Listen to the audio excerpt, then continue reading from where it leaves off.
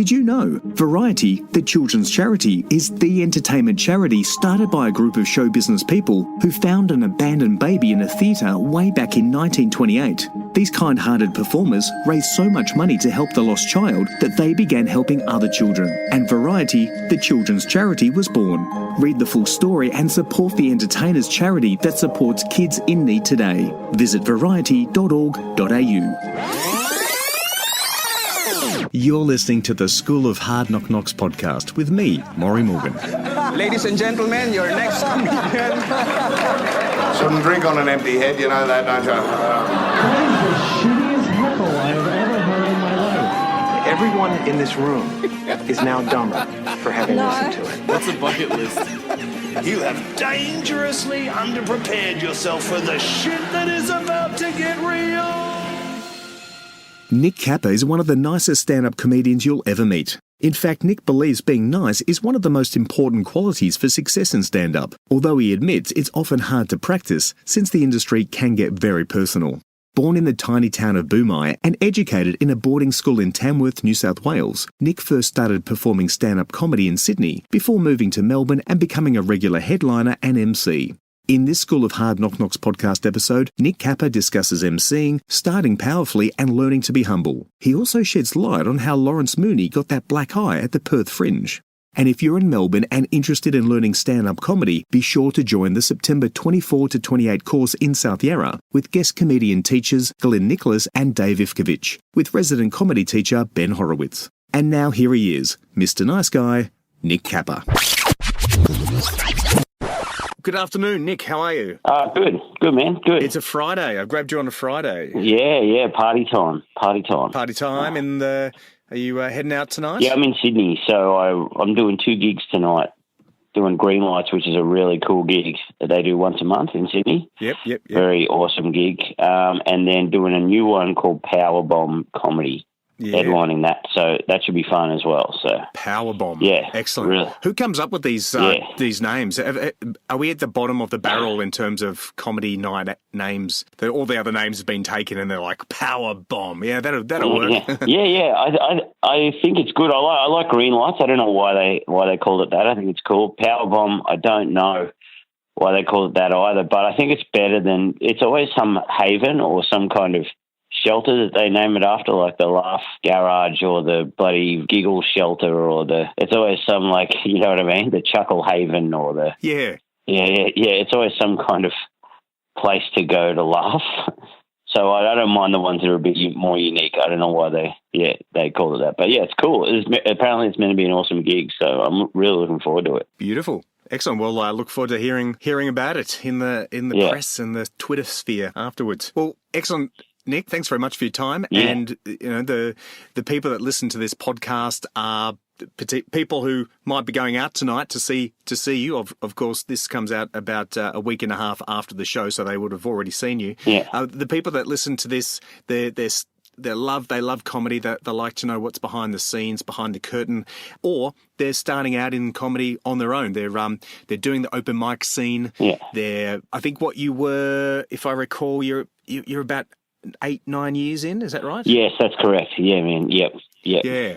So they're kind of 8 to 9 years, Nick Capper, just starting out going, I'll give open mics a go, or I'm not even quite there yet. I'll just scope out what the comedy scene is. So thanks very much for your time to share a little bit of your background and how you got to where you are 9 years later, and also maybe some advice for those up-and-comers. Not that I want to give you more competition, but...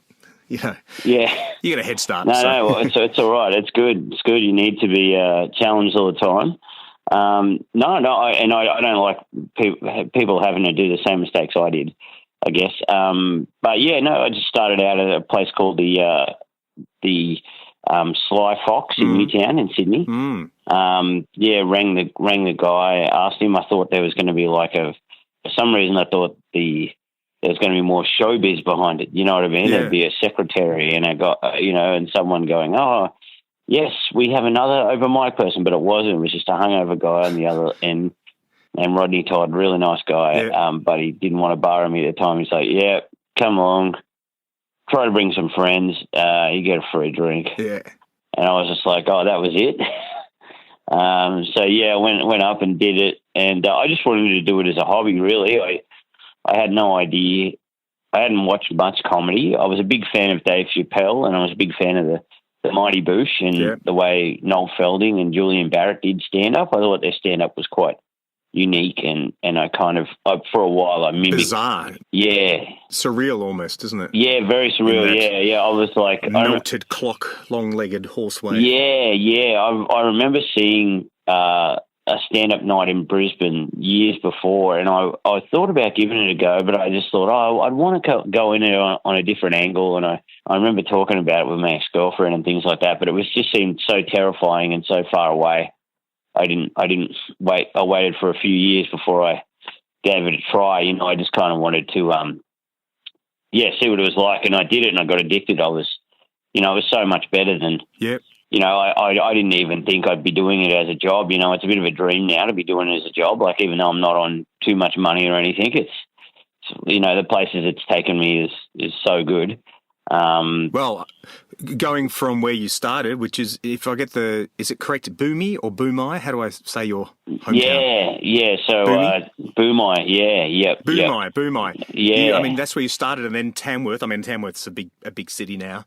But so you find yourself in Sydney. You get these gigs. Yeah, but I guess let's go a step back before we sort of get into the green room and the blue M&Ms only type of the Nick Capper that we know today. I believe that your first audience, so to speak, were the other students on the bus, because you went to a boarding school. Yeah, that's right. Yeah. So that was really good for me. I think that. Every gig at boarding school was on a bus. You were either the king of the bus, just ripping on people, or you were the worst guy on there. You were really bombing. So where were you in that Lord of the Flies experience? Yeah. I was my wit was probably the only thing that got me through. I loved the thrill of taking someone down. I like being a smart aleck. I was very daggy, like such a dag at school. I was from a town of 60 people, even though there were other guys from those kind of towns, because it was a agricultural school. I was still quite clueless as to what was going on around me. I was always a bit of a clown, even at primary school. Always loved making people laugh. Always loved the audience, doing puppet shows and things like that. It was always a lot of fun, but. I think when I left school, I didn't have any drama or anything at my high school. I didn't have any have anything like that. Just the craziest class we had at agricultural school was art, and that only just got through. Really, So although you're a drawer, aren't you? Aren't you a bit of a sketcher? Or? Yeah, I love drawing. I thought that's kind of still my past a little bit. I still do a bit of graphic design and illustration for comedians and. Yeah, mostly comedians I have now, and that's led to a lot of other jobs as well for logos and things like that for tours and things like that. So yeah, it's been awesome. To be an all-round creative person is good. Mm-hmm. What got you from Tamworth or Boomi at the time to Newtown, where you did that first open mic gig? Well, I travelled around for a bit, and I was living in the UK. I was just working in a pub, and I was living with a Hungarian guy who loved stand-up, and that's all he did. He'd watch stand-up non-stop on YouTube. That was the early days of YouTube. And, I only really watched... I was a big fan of the Mighty Boosh, the TV show, but he showed me those guys doing stand-up, and I loved it. I was like, wow, this is crazy.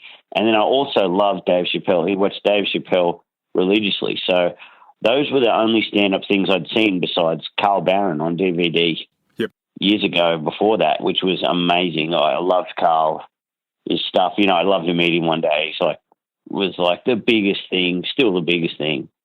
So I love that. And then so my best friend who played music said, you should give stand-up. When I came back to Sydney, I wanted to work in entertainment. It's kind of what I felt I wanted to have a go at it, but I didn't know what I wanted to do. I was only going to do a magician's course. I looked into a magician's course and stuff like that. And then wasn't really feeling that. And then I thought, I'll my mate pushed me into it. He said, well, just try stand-up. Give it a go, you know. We'll all go along. We'll cheer you on. And I was going through a bit of a rebellious phase, I guess, and I was trying to get back into graphic design as well. So I thought, you know, if I do stand-up, maybe I'll meet some people, like meet some contacts that'll, you know, give me, I don't know what I was thinking at the time, but I thought, you know, maybe I'll get some contacts into something, you know. Yeah, great. So, yeah, it was great. I went along and all my friends went along, cheered me on. Still friends with about 10 of those people to this day. It went great. And then from that gig, I got asked to do another one. So I went and did that and it went good with Ray Badgeron. Yep. And then the third time, brought along all of my friends, like 50 friends, this gig in Redfern, and bombed so hard. Oh. Like spectacularly bombed. And I was like, okay, well, I've finished now. I'll stop. And then my mates who played music, he's like, man, you got to keep going. Your first two were great. You got to realise that not many people have the first two that are really good. And he said, I've had really bad gigs. And I was like, you're kidding me? He's like, oh, man, I've bombed so hard doing music. You know, when just no one's listening to me, it's tough. And so I was like, oh, okay, all right, well, I couldn't get it out of my head then. Like, before that, I just used to watch TV religiously. I watched The Simpsons at 6, watch Neighbours, watch The Simpsons again at 7 or Seinfeld. Then I'd watch whatever shows after that. And I felt weird that I was not making something myself, you know. I'd given painting a go and things like that, and I still wanted to keep doing that. But, I just wanted to be out there making my own stuff, to have something to do, to be part of something. Was incredible. You know, it was an incredible feeling. I didn't even think of it as a job or anything. I just wanted to get better, you know, and I wanted to do more gigs each night. That's all I wanted to do, you know. I was working in a construction site at the time, and I liked that. So, it was good. It was good, man. Yeah, and I just kept going. So how many gigs would you do per week, say? I try to get in at least 3. 2 right. You know, 3 a week, and then it built up to more and more to me doing, I don't know. I couldn't tell you how gradual it was. Until I was just basically doing at least 3 or 4 a week. Yeah, religiously. I think. And at this point in time, were you still in Sydney, or did you move at this point to Melbourne? I stayed in Sydney for 6 years. I was just doing it in 6, and I kind of worked my way up. I guess I was just starting a headline in Sydney. Yep. And just basically MCing all the time. There was only a few MCs in Sydney, and I could do it. I was really good at, I guess, at crowd work. Yep. Because I loved, just talking to people back then. Yep. I thought I was a good MC, but I wasn't. I think it was just due to necessity. It's a good. So perhaps you can elaborate on that. What makes a good MC? And you also talked about crowd work. So those are two things I'd like to talk about. So you thought you were good, but you weren't as good. What makes you now know that you weren't good about being an MC? Well, back then it was about me. You know, I would do a lot of gear in between the acts and up the top, and I just wanted to get. More, as much stage time as possible. And you know, when you're an MC, it's the job part, it's the business end. Yep. You can still be creative with it, but you know, just make it good for the other acts. Like, it doesn't matter what you do, just make it good for them. You know, if you're on for too long at the start and you do material that's you know, you're setting up the whole room for the night. You know. Yeah. You're setting that up, and you've got to keep that momentum going through the whole night, you know. And I still haven't mastered it to this day. I really bungled up an MC night the other night. I just didn't keep the energy going, you know. I'd stop after the collapse and talk for a bit, and then that joke wouldn't work, and I'd ruin the momentum that was already there. And I did that a few times, and really, but basically Harley Breen said it the best. Harley Breen said, what you're doing is you're introducing the audience to the acts. You're the icebreaker. You're the person. And I reckon that's the best way to sum it up, you know. And it doesn't matter if you don't go good as an MC. Like if you bomb, when I'm doing an act, what I do is I just watch what the MC does. If they're killing it, I kind of go in there more their rhythm. But if they're really bombing, then you just do it the opposite to what they do. Yep. And that works. And I've sometimes the audience don't take you seriously as a comic. They just go, oh yeah, you're just here to do that, and they're partly right. Because you're just there to really, you are the job side of it. Mm-hmm. The headliner gets to have fun. All the people doing spots get to have some fun, but you're there to work. Yep. You're there to work and you're there to make it good. So it's such a good opportunity as well, because whenever I MC and the pressures of it and the anxieties of, seeing how the night's going to go, and if you've got to do a little bit after an act that hasn't gone so well to make it good for the next act and things like that. When I do a spot after that, I feel so refreshed because I only have to do 10 minutes and get off. And I'm like, sweet, it's like a big playground, it's so good. Yeah. But I reckon that's there's no rules in comedy, so I always say this before. If people ever ask me for advice, and God help them if they do, but I just go, look, there is this is what I think, but really you just got to do what you want to do. Some people don't do crowd work at the start when they MC; they just go straight into gear. One of the best MCs I've ever seen is Adam Richards. He just does like barely any time up from like 3 or 4 minutes. Yep. And they're prepped, they're primed, and he just brings the act straight on, and it's always good when he MCs. Yep. And also when you MC doing crowd work, I figured out I used to do all crowd work and then bring the first act on. And what if that act doesn't have crowd work, then you've set the audience up to go, the whole night's at random. You've at least got to do a few bits so you can make it versatile, Yep. And it goes the other way around as well. Like some acts get on and they MC and they might just do fax machine jokes, like jokes that I've heard heaps of times. And that's all fine and dandy. Like I'm not to joke police or anything, but all the other acts that are a bit weird or whatever or have long stories, they're in the shit then because the crowd just wants something quick and fast. And, so there's all those things you got to think of to be a really good MC. Anyone can MC, but to be really good, to be... You're making the segue, are you? Yes. You're building the segue between the previous act might have been one-liners and the next act is going to be more storytelling, so you'll bring those two together. Is that what you're saying? Yeah. You watch a guy like Harley Breen or Adam Richards, it's straight on, it's quick, it's fast, everything's in a good mood. It's a little bit conversational, but still a few jokes in there, and it's perfect. Like it's perfect. Yep. That's the way I reckon it should be done. But you never know. Right. Yeah. So I've got a question then on that powerfulness. How do you start powerfully when either as an MC or as one of the acts?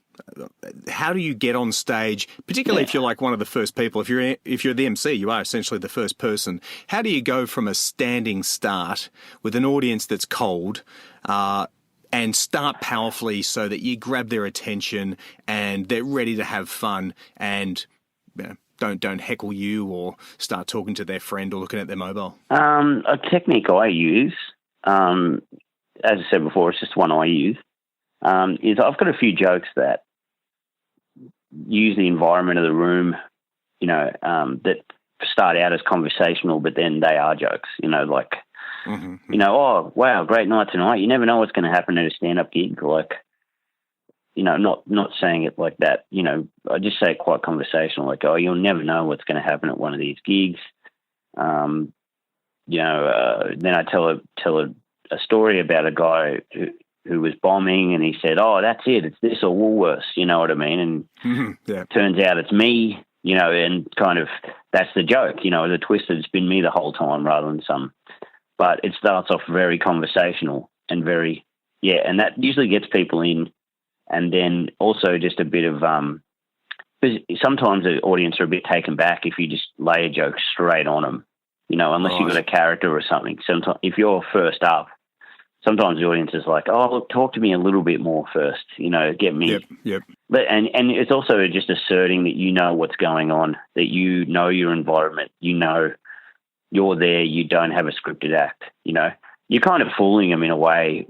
The best comics, I reckon, or the best way to start out is to fool people, really, and to think that you're making it up, but really it's a bit at the end, Yep. Yeah, that's the techniques I use. Or it kind of depends on what city as well. You can run out like somewhere like Brisbane. They don't want you to amble up to the microphone, and because I've got big hair and things like that. Yep. Like people laugh at that straight away in Melbourne, or Sydney. And you're just like, hey guys, and usually I get a bit of a laugh from that. They go, oh, this guy's got a bit of a weird voice, Yep. Oh, he's funny, But in Brisbane, they're like, what the fuck is this guy doing? Like, what? He's taking his time up to the mic. He says hi. Who cares? Tell me some jokes, So you kind of got to run out, and in Melbourne sometimes as well, or in football club, you got to run in and just hit them, hit them hard. Hey, how's it going, guys? Good, I'm pumped. Sometimes they just want you to fill the air with words. It doesn't even need to be funny. It just shows that you've got momentum. Sounds like you're a motivational speaker. Yeah. Well, that's good. Well, actually, that leads me into my question about your hair, because I think your hair, well, to me at least, as a punter, as a customer, as an audience member, your hair is easily recognised. And when I see a flyer that says Nick, I don't even need to see Kappa underneath it to know that's Nick Kappa. He's got that mop top. Was that a conscious decision as a performer to have a brand? Lots of performers have certain haircuts, certain hair colours. They wear a certain, like Reece Nicholson wears that very, very tight, proper suit with the bow tie and the handkerchief. Was that a choice? Yeah. Did you fall into it? Not really. No. It's just what I have. People like the hair. Because you could shave it. Right? No, would save you time in the morning. Right? I've definitely cut it short a few times. I'm still discovering my character. I think it's a big flaw that I have, but it's also a great strength. Yep. That I'm very versatile. I can work anywhere, but also it makes me not very marketable as well, because people don't know what I am. Like I've got big hair, and I've got like Australian outback kind of voice, and I can do weird jokes, but then also I do like something that's quite like a joke book joke. So people just don't know what they're getting yet. Yep. Well, aside from stand-up, I've also seen you on TV. You've done a few commercials. And, I think your hairs makes you stand out in those commercials too. So I'm pretty sure the casting agent probably chose you because you got the curls. Is acting something that you're passionate about? Are you looking at moving from stage to the screen in the future? Yeah. It's just a bonus, really, acting. I try to focus on it as much as possible, but I don't have the time at the moment to really pursue it the way I'd want it. It's just a bonus, really, and there's nothing better than rocking up to a set, and when it's good, the money's good. It's always exciting. If anything, it's nearly as good as stand up, I'd say. I just do it for fun, but I'm definitely going to focus more towards it. But I think at the moment, the way I'd get more stand-up get more acting is if I build a following through my stand-up, then people will want to have me in more productions, because sure. Yeah. So, I think to show that you're a good comic and you've got a good following, then people are like, oh, yeah, I want him in my thing. He's good, Yeah. And also just shows you got dedication, that you want to work hard. Yeah, right. Yeah. Well, Dilrook, as you probably know very well, is on TV more and more these days, but he's still popping up at open mic events and watching other comedians and performing for free and sneaking in and sneaking out. Yeah, you can't forget your roots. Yeah. Where you came from. And that's the best thing about stand-up is you can be on the TV 7 nights a week, you can be everywhere, but you'll still bomb at Spleen or somewhere, trying out new material. So that's what's the best thing about it. It always makes you human. Yeah, that's right.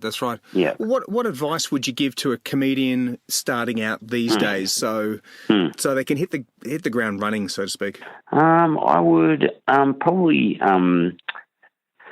just if you want to pursue a career in stand-up, probably, do as many rooms as you can. Yep. Or if you're not doing as many rooms as you can, just write as hard as you can. Just write all the time, And do you write down on paper, or are you writing down on your mobile? How are you? I do, but I do all of those. Yeah. I never used to do it. I used to think it was daggy, like, being a nerd, whatever. Yeah. Writing stuff down. I'm all about, I sometimes I still do like I work stuff out on stage and just record it, listen to the recording back. Right. Develop it more and more and more. But yeah, I just think you got to get out there and work as hard as you can, because now there's never been so many opportunities to do rooms. Yeah. And also just be humble, be nice. A lot of people disagree with me on this, but I think if you're a nice guy, yep, you will always go good at stand-up, or gal. Right. Sorry. If you're a nice guy or gal, everyone I've seen that have really come up, they're just nice. If you're nice, if you're a nice person, you will always succeed. Yep. If you're a nice person and you work hard, I've seen people and they've been awful stand-ups, really bad, right? And then just because they're nice people, you always give them a spot, have them around. They're reliable. They say yes to everything. They gradually just get better and better until, they're at the top of the chain, because they've done the hard yards. They've bombed more than anybody else. Yeah. And they've stayed humble about it. So, I think it was a setback for me that I got quite angry. I was not understanding that different people have different journeys. I was like, why am I getting this and that guy's getting that, or, things like that. And I think that really held me back for a while. So yeah, right. Yeah, I think if you're a nice person and you understand, because now I'm also understanding there's different types of comedy. People have different journeys. You can have the person who does fart jokes or whatever, that's their thing, or the other person. Not everyone has to be some crazy maverick. Ah. So yeah, I think that's all. You just work hard and be humble and nice to people. Be grateful, because a lot of people run rooms in their spare time. So you get angry when you don't get put on. And if anyone knows anything about rejection, it's me. I used to get angry at directors that didn't put me in their stuff, but there's about 5 different channels that they've got to go through to put you in something. Because when you don't get put on in a room, you forget about all the opportunities you have been given, all the people that have given you, and people that don't know you, people that do gigs for free, people who run gigs for $100 a night or whatever. It's insane how much work they put in. So you just got to wait your turn, and you just keep doing it, and then if you're good enough, people will ask you to do the stuff. Yeah. Well, that's a very valuable advice. Dave Callan, I interviewed him a few months ago, and he said the same. He said that you've got to be a nice guy. If you want to be successful, be a nice person in stand-up comedy. He actually referenced Chevy Chase. Steve Martin had made a comment about in comedy, you can be an asshole for 2 years, but after that it becomes permanent. And according to Dave Callan, he said that Steve Martin was referring to his old mate Chevy Chase. So, well, this is the American culture of stand-up comedy. You can be an asshole for 2 years, but then if you don't come back to reality, you're stuck. It's permanent. Mm-mm. Well, that's very good advice, because I do speak to a lot of young stand-up. Well, I should say not young, but young in the business, not necessarily young in age. And yeah, they do show a lot of frustrations when they're just not getting the time, or they're getting, they're traveling. I know some people who travel for an hour and a half to get to an open mic gig, and then they don't get picked. So it's very, very valuable advice there. Yeah, well, it's hard because you do take it. I still take it personally. I tell you all of this stuff, but then sometimes I'm the first guy to go, fuck that person. Because it's very hard. Stand-up's so close, it's so personal, so personal. People give you hints or advice or whatever, and you take it so personally because it's people kind of criticizing your personality. So you've got to step outside of that and look at yourself and go, oh yeah, cool. This person isn't being mean. They're just telling me, I've got to take it on board, Yeah. So yeah. Anyway, Do you hold a grudge? Because there's a bit of politics in comedy, isn't there? I heard talking about politics that you happened to punch Lawrence Mooney in the eye, and I believe it was a left hook, and you're a right-hander, so I'm quite impressed. Yeah. Tell us. Obviously, you're still friends. This isn't something. This wasn't because he denied you a spot on the night. Can you tell us what happened there? Yeah. Well, no, we were just pretty drunk at Perth Fringe, and he was at a party, and he does this thing where he slaps people on the face really hard, and you can slap him back, and he loves it, right? Yep. It's a Mooney thing, and I didn't know about this.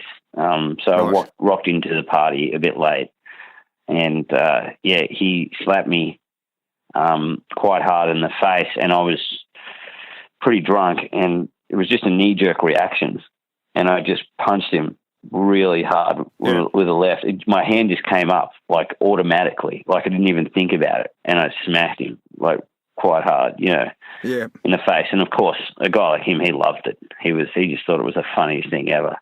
And he had a black eye, and it was quite funny.